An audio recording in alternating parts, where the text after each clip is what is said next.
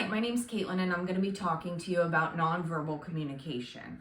The irony is not lost on me that I'll be communicating verbally to you about nonverbal communication. And if you're anything like me, nonverbal communication may have seemed a little bit difficult to interpret, especially if you're someone like me who relies a lot on verbal communication to get their points across. However, it is all around us and it's rooted in our biology.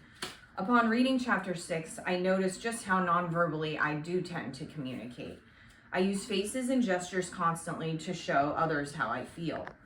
A good example of non-verbal communication is Jim Halpert in The Office. So if you've ever watched The Office, you might notice that a scene may occur in which Michael Scott says something strange or awkward, and it will cut to Jim Halpert's face. And merely just a face, an expression, is able to say exactly how he is feeling in that moment.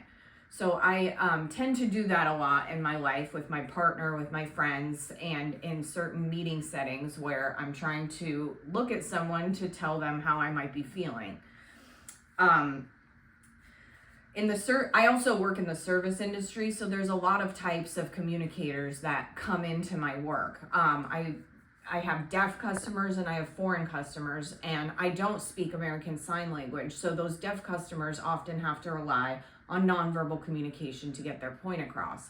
Sometimes they'll just revert to using their note app in their iPhone to do that. So that is a form of nonverbal communication, even though we're reading verbal language off of the note app.